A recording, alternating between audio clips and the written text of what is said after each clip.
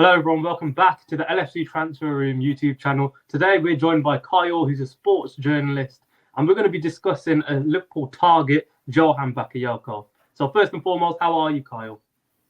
Yeah, I'm good, thank you. Excited to do this. It's my first ever one of doing like a live video. So it's good to be having this experience right now. But yeah. Absolutely, it's good to have you on. So we're just going to dive straight into it. So first and foremost, we've been linked with plenty of wingers, of course, with Liverpool Football Club. But who is Johan Bakayoko? So he's a right winger primarily, and he plays there for PSV Eindhoven in the Eredivisie. He's 21 years old. He's just turned 21, so he's a very young player. And I believe it was when he was 16 or 17, he switched from the Anderlecht Academy to then go to the PSV Academy.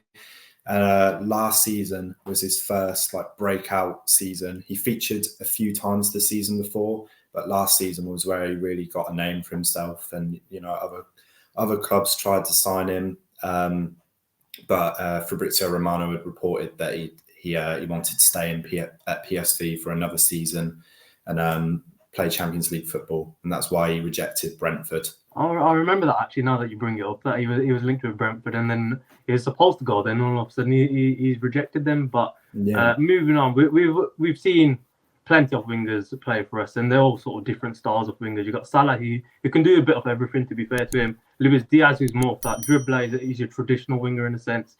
Jota and Cody Gakpo play a bit more direct. They want to take their man on, then they want to get into the penalty area. What kind of winger is Johan Bakayoko? And if you had to compare it to one Liverpool winger, which one would you say he's most like? I would probably say he's most like Diaz in the sense that he's strong with the ball at his feet. He's a really good carrier of the ball. I did some research, and it's he averages nearly 7 progressive carries a game, which ranks him in the top 1% of players in his position in the entire league.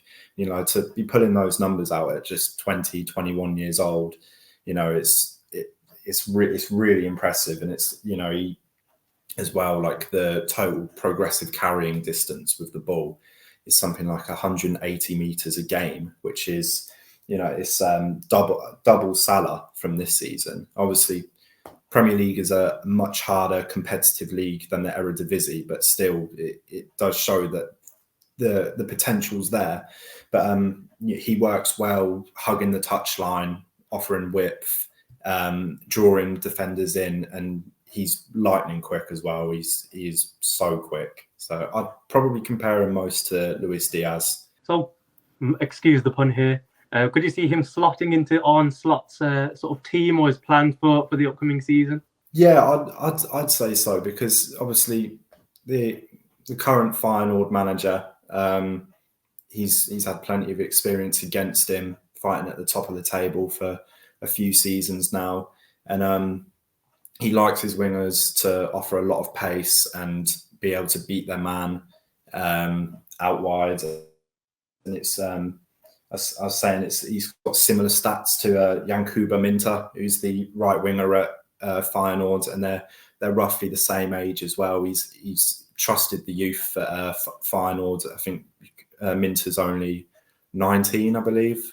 He's turning 20 this year, so I believe he'd be able to slot in well into Arne Slot's system. That's more good news, obviously. So you mentioned that he's playing for PSV at the moment. How vital has he actually been though for PSV side? I've seen they love him on social media. I see their fans always hyping him up, saying he's one of the best in the world, especially for a young player. But how vital has he actually been for this PSV side? He's been brilliant by the base stats of it. 12 goals, 9 assists in the league. It's impressive numbers. I think he's played 31 times, so 21 goal contributions in 31 games. It's an impressive return. And it being only his second full season of professional football as well, it makes it even more impressive. You'd expect those numbers from a more established, mature player, like maybe 24, 25 years old. But the fact that he literally only turned 21 last month, and he's already putting these numbers up. He's been vital for them during the during the Champions League qualification games as well. I think he got something like 5 assists during the for the qualification for the Champions League. So yeah, he's been one of their standout players, along with Joey Verman as well in midfield. So yeah, vital player. There's some impressive numbers, I think you could say. I think a lot. That's one thing I think our wingers have struggled with, especially this season. Diaz, he's came more to life, I'll say, the second part of the season, but he weren't getting enough goals or assists. And then Cody Gakpo, he's been the main culprit of not getting enough. Salah and Jota and Nunes obviously been fairly decent there, but impressive stuff. So we talk about versatile players for Liverpool. You know, you got Jota, you can play right wing to an extent. You can play centre forward and left wing. Gakpo, another one. He can play many positions. Would you say he's a versatile player? Is he versatile enough to play many positions, and has he done that in the past? To an extent. When I was looking at him, he's played 157 games in his entire career. That's including at youth level when he was at Anderlecht and through the under-17s, 18, 19s at PSV. He's played 157 games in total, and only 10 of those were out of his usual position. I think he had 6 at centre forward, and then 4 at left wing. So around that, but it's primarily the right wing spot that he occupies. But again, coming back to his age, it's surely something that he's got plenty of years, plenty of time to potentially adapt into a different style or a different position that Slot might see him in training and think he has the potential to play a different position going forward if they need someone to fill in at that spot. So I think the potential's there, but so far he's shown that right wing is mainly his main position. Yeah. I think 16-17 season when we brought Mane in, a lot of our fans will already know he was brought in as a right winger, played as a right winger and centre forward for Southampton. Then 17-18 season, Salah comes in, everyone's questioning what's going to go on here. How can they both play on the same wing? Then Klopp decides to put Mane in that left wing and turns into one of the best left wingers in our club's history. So anything can happen, but it's good to know you said he's only played 6 matches at centre forward. It's good to know that we can have the option of potentially playing him there, but we just have to see what Onslaught decides to do with him. But moving on, we've discussed his numbers, just saying his goals and assists are quite impressive for his age. What are his actual key strengths, though, as a winger? He offers obviously blistering pace as well. He's got brilliant acceleration, and his overall ball retention, to be able to draw in players whilst keeping hold of the ball, it provides more space for the players around him to make runs or have a clear area going forward. And he has a shot on him as well. From what I've noticed, he likes to hug the touchline and then cut inside and finesse it the far corner. So he's not your Leroy Sané when he was at City, where it's down the left wing, left-footed, a system player. He likes to create his own goals. So I suppose it's something that he'll only get better at with more experience and more mentoring. I'm sure Arne Slot would be the right man to do that. I mentioned this in the last video. Anyone can look good on highlights, and when you're discussing their strengths, it's all well and good, but can you see any sort of flaws in his game at the moment, or are there any sort of blistering key weaknesses in his game at the moment? Would you say?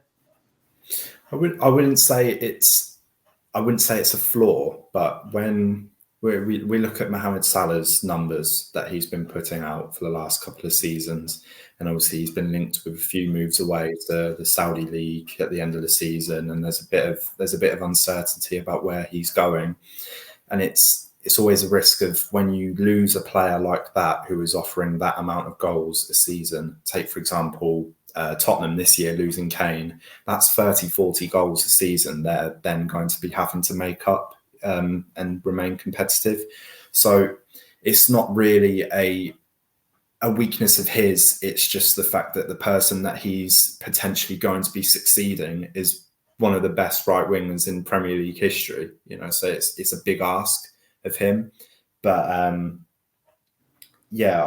say it's not a big risk. It's not a big weakness. It's just comparing him to Salah.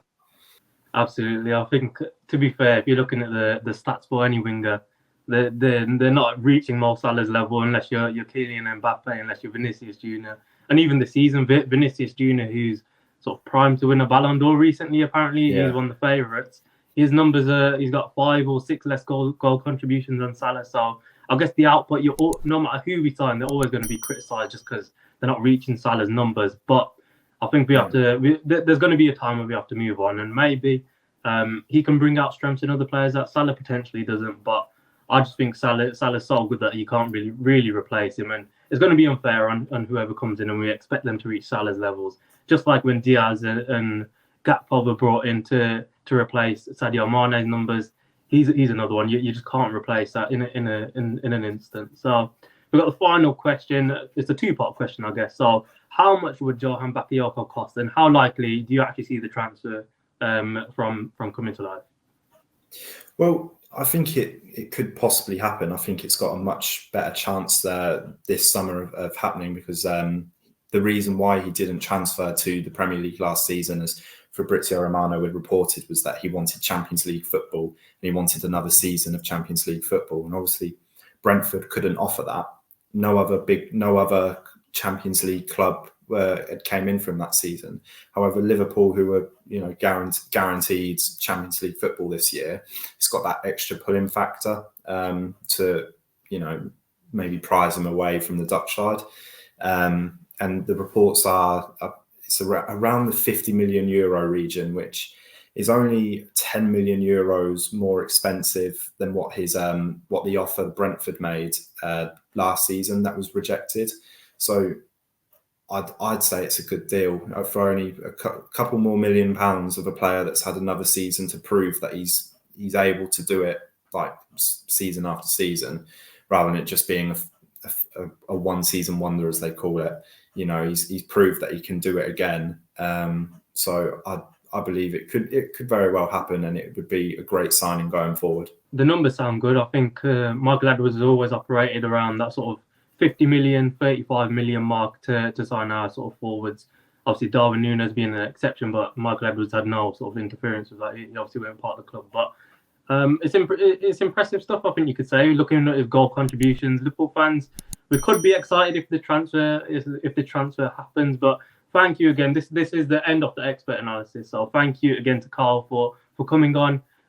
Be sure to follow him on Twitter. We're going to tag his links in the description. And he's also made a thread, if you prefer the written format, about Johan Bakayoko, an expert analysis on that. So thank you again, Carl, for coming on. And we'll catch you all in the next video. Thank you for having me.